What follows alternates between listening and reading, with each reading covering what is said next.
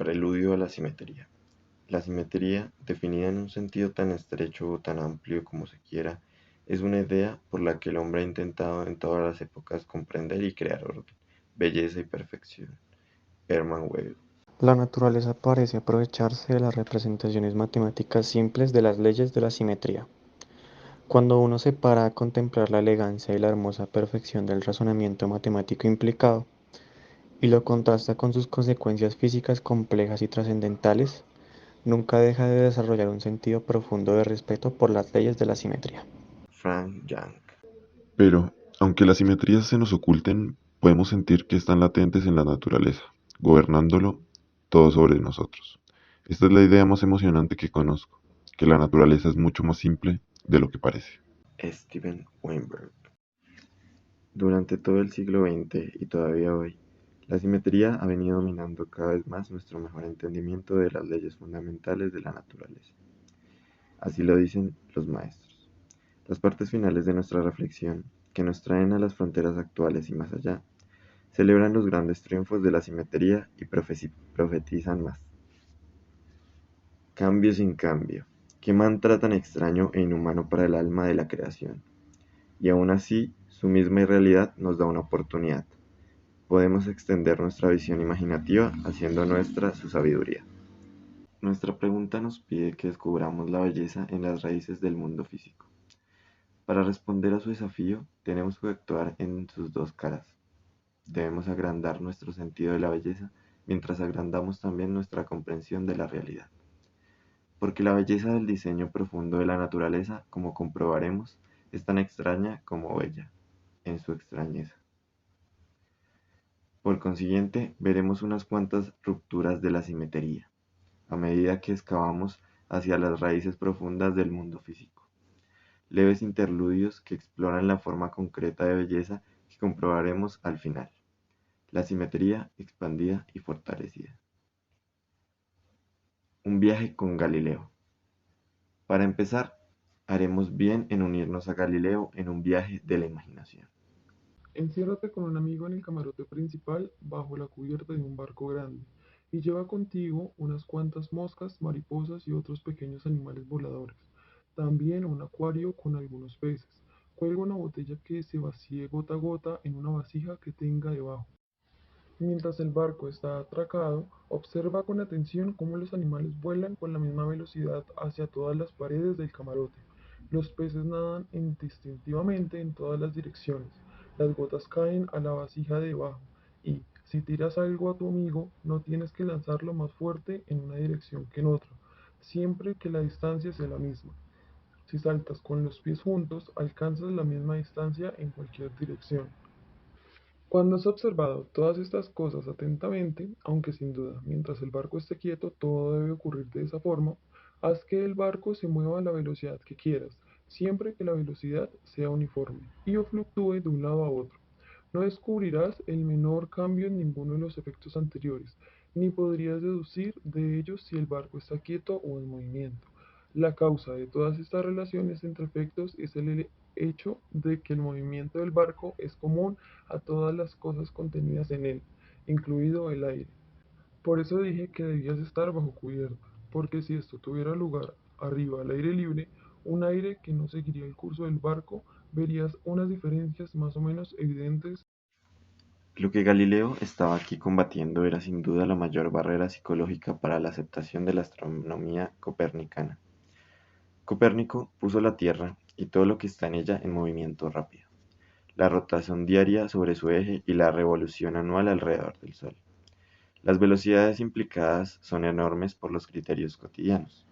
Para la rotación, algo más de 1600 kilómetros por hora. Para la revolución, algo más de 108.000 kilómetros por hora. Pero nosotros sentimos que no nos estamos moviendo, en absoluto, menos aún a esa velocidad. La respuesta de Galileo es que el movimiento invariable, es decir, el movimiento a velocidad constante en línea recta, es indetectable, porque no cambia ningún aspecto del comportamiento físico. Y en un sistema cerrado, como el camarote de Galileo o la Tierra que viaja por el espacio, experimentando desde dentro el movimiento a velocidad constante, por muy grande que sea esa velocidad, se siente exactamente como si no hubiera movimiento en absoluto. La rotación y la revolución de la Tierra implican círculos o líneas rectas, pero los círculos son tan grandes que parecen líneas rectas incluso en tramos largos. Es fácil expresar la observación de Galileo como una simetría.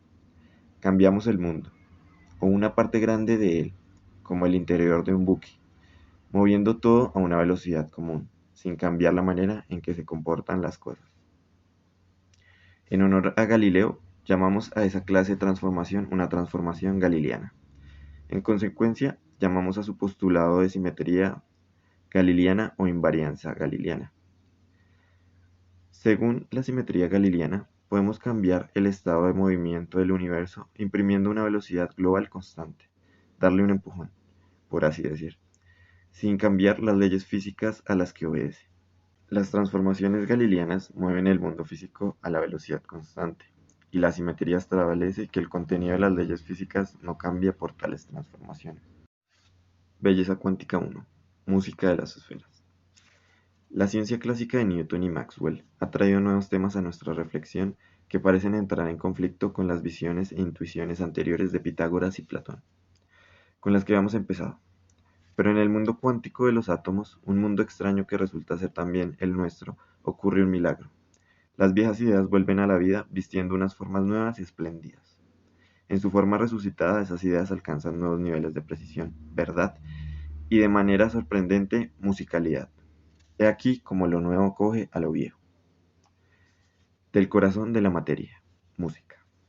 No hay ninguna razón lógica para esperar que unas matemáticas que se desarrollaron para entender la música tengan nada que ver con la física atómica, y sin embargo, resulta que los mismos conceptos y ecuaciones gobiernan ambos dominios. Los átomos son instrumentos musicales y la luz que emiten hace visible sus notas. De leyes bellas, objetos bellos. Las leyes básicas no postulan la existencia de átomos. Los átomos emergen de las leyes, y emergen como objetos bellos. Véase la lámina CCC. Lámina CCC. Los átomos físicos, cuando se describen matemáticamente, son objetos tridimensionales que pueden producir, para la estimulante mirada de un artista, unas imágenes de belleza excepcional. Aquí tenemos una vista cortada de la nube de electrones en un estado excitado particular del hidrógeno. Para los expertos, el estado del conjunto NLM es igual al conjunto 4, 2, 1. Las superficies son superficies de igual probabilidad. Los colores representan las fases relativas. Los átomos físicos, descritos matemáticamente, son objetos tridimensionales que para el espíritu vivificante de un artista producen imágenes de belleza excepcional. De la dinámica, permanencia. Las leyes básicas son ecuaciones que describen cómo cambian las cosas con el tiempo, pero esas ecuaciones tienen algunas soluciones importantes que no cambian con el tiempo. Esas soluciones, y solo esas, describen los átomos que forman nuestro mundo cotidiano y a nosotros mismos. De lo continuo, lo discreto. Las funciones de onda que describen a los electrones de los átomos son campos de probabilidad, distribuciones de probabilidad, que llenan el espacio. Son continuos y similares a nubes, pero los patrones nubosos estables son discretamente diferentes y llevan el sello del número. Vuelve Pitágoras. En los primeros días de la teoría cuántica moderna no había todavía un libro de texto naturalmente. Los aspirantes a la profesión, ansiosos por utilizar la nueva teoría atómica, se fijaron entonces en un libro de texto sobre una asignatura diferente, la Theory of Sounds de Lord Rayleigh, porque encontraron ahí las matemáticas necesarias para describir cómo funcionan los átomos. Se habían desarrollado antes para describir cómo funcionan los instrumentos musicales, aunque los símbolos significan cosas diferentes. Aparecen esencialmente las mismas ecuaciones y se pueden usar las mismas técnicas para resolverlas. Eso le habría gustado a Pitágoras. El yoga de los instrumentos musicales. La física de los instrumentos musicales es la física de las ondas estacionarias. Las ondas estacionarias son ondas en objetos finitos o en espacios confinados. Así, las vibraciones de las cuerdas de los instrumentos musicales o las de sus cajas de resonancia son ondas estacionarias. Las ondas estacionarias deben contrastarse con las ondas del desplazamiento. Cuando hablamos de ondas sonoras, por ejemplo, solemos referirnos a ondas de desplazamiento que se expanden o se propagan desde una fuente. Las vibraciones de la caja de resonancia de un piano de cola, que son ondas estacionarias, empujan el aire circundante de acá para allá. El aire en movimiento ejerce fuerza sobre su aire vecino, que ejerce fuerza en su aire vecino, y así sucesivamente, lo que resulta en una perturbación que adquiere vida propia. Las ondas estacionarias son el tipo de movimiento que puedes establecer en el agua de una bañera cuando chapoteas, o en las vibraciones de un gong o de un diapasón cuando lo golpeas. En cada uno de estos casos, chapoteo en el baño, golpe al gong, toque al diapasón, después de un comienzo ruidoso, el movimiento se estabiliza para volverse regular en el espacio y periódico en el tiempo. Esta es la clave de un diapasón, que quiere vibrar a una frecuencia característica y por eso produce un tono fiable y puro. Un gong típico genera un patrón de sonido más complicado e interesante. Volveremos a él en breve. Podemos centrar la atención en el yoga de los instrumentos musicales con más claridad considerando el instrumento musical de simplicidad suprema, que es de hecho el instrumento de Pitágoras, una cuerda tensa clavada en los dos extremos. Figura 24. Figura 24. En la simple geometría unidimensional de un segmento lineal finito, podemos explorar los patrones lineales de la onda estacionaria de un vistazo. Tienen que encajar. Este simple requisito geométrico aporta números enteros y un carácter discreto a la descripción del comportamiento en un continuo. En la simple geometría unidimensional de un segmento lineal finito podemos explorar los patrones naturales de la onda estacionaria de un vistazo. En la figura, las líneas continuas y las líneas de punto muestran la forma de la cuerda a tiempos diferentes en 4 patrones naturales de onda estacionaria. El tamaño o amplitud de la distorsión está muy exagerado para una mayor visibilidad. En los tiempos intermedios, los puntos de la cuerda se mueven arriba y abajo, a medida que la línea continua procede suavemente hacia la punteada, luego la punteada hacia la continua en un ciclo. Un simple requisito geométrico aporta números enteros y un carácter discreto a la descripción de estos patrones basados en un continuo. Tienen que encajar, recorriendo la figura de arriba abajo y comparando los patrones. Vemos que la variación, según nos movemos por la cuerda de izquierda a derecha, es 2, 3 y 4 veces más rápida. Uno puede tener vibraciones naturales que acomodan 3 ciclos o 2 o 4 o cualquier número entero, pero no algo entre medias. Como resultado, las frecuencias naturales de nuestros instrumentos son discretas, o como solemos decir, cuantizadas. A diferencia de la proverbial vaca esférica, nuestro instrumento musical pitagórico no está muy lejos de la realidad. Y lo que es más importante, las lecciones que aprendemos de nuestro instrumento simple, que las restricciones geométricas en los objetos finitos conducen al carácter discreto cuantización de sus patrones naturales de vibración, y por tanto de sus frecuencias naturales. Es perfectamente general. En la mecánica cuántica, esa lección se convierte en el eje de la física atómica, como trataremos más adelante. Vibraciones naturales, frecuencias resonantes. También puedes obtener ondas estacionarias en la caja de resonancia de una guitarra cuando tocas una cuerda o una placa cuando golpeas sus lados. Figura 25. Figura 25. Los patrones de vibración u ondas estacionarias de la caja de resonancia de una guitarra forman patrones geométricos que reflejan una interacción entre la forma y moldeado de la madera y las frecuencias de vibración de la cuerda motriz. Los patrones se hacen visibles. La idea básica es la misma que acabamos de tratar para una cuerda fija. La onda estacionaria es un movimiento arriba y abajo que es mayor o de más amplitud en la jerga, en unos lugares que en otros.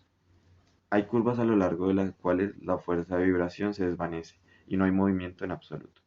Esos puntos se llaman nodos y las curvas se llaman nodales. Si echas arena en la placa, se acumulará a lo largo de las curvas nodales, y eso es lo que se ve en la imagen. La geometría de estos vibradores bidimensionales es más complicada que la de una cuerda. En consecuencia, los patrones de las vibraciones naturales son más complicados. En estos ejemplos, para obtener uno u otro de los patrones de vibración simples, en lugar de una mezcla de varios, imponemos fuerzas que se repiten regularmente o, como solemos decir, periódicamente en el tiempo. La guitarra nos permite hacer esto pulsando una cuerda. Para eso es para lo que sirven las cuerdas. Un patrón diferente dominará, dependiendo de lo rápido que las fuerzas motrices oscilen, es decir, de su frecuencia. Cada patrón de vibración natural se repite en el tiempo.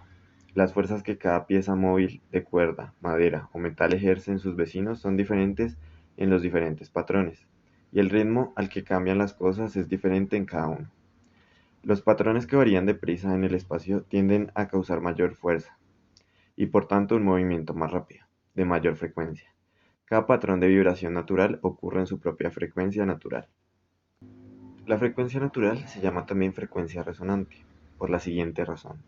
Si la frecuencia de la fuerza motriz está próxima a la frecuencia natural de vibración de algún patrón, este patrón saltará como una respuesta poderosa, porque en ese caso, y solo en ese caso, la fuerza motriz externa coincide con la fuerza interna.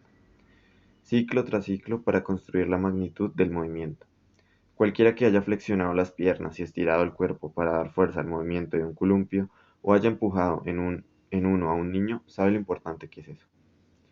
Cuando golpeas un diapasón o un gong, la vibración irradia desde el punto de impacto. Luego rebota en los bordes y regresa, como el eco en una sala. Los movimientos complicados disipan su energía deprisa en forma de ondas sonoras de desplazamiento y calor, dejando solo un patrón perdurable en el diapasón o solo unos pocos en el gong, cada uno vibrando a su frecuencia resonante.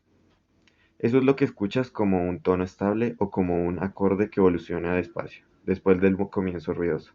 Los gongs producen un acorde evolutivo perdiendo gradualmente la complejidad hasta que se convierte en un tono simple porque hay varios patrones perdurables que decaen a velocidades distintas.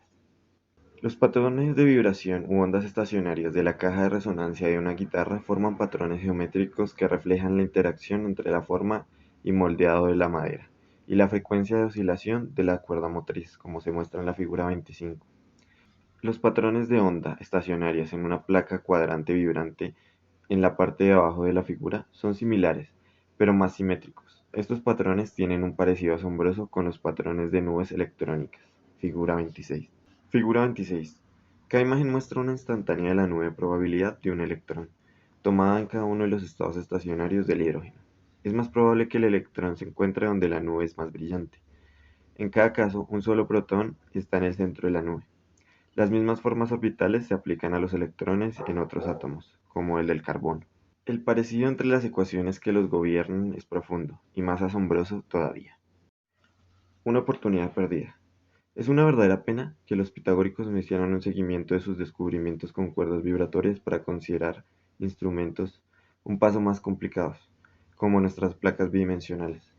Una estupenda interacción entre geometría, movimiento y música, que iba mucho más allá de las reglas simples de las cuerdas. Estaba allí esperándoles para que la disfrutaran y la explotaran de oído a ojo y con la mente. Se habrían dado un fiestón. También habrían descubierto un camino más fácil y accesible hacia las leyes básicas de la mecánica que el rodeo dificultoso a través de la astronomía que finalmente, siglos más tarde, condujo allí. Y como veremos pronto, habrían asfaltado una autopista hacia la teoría cuántica.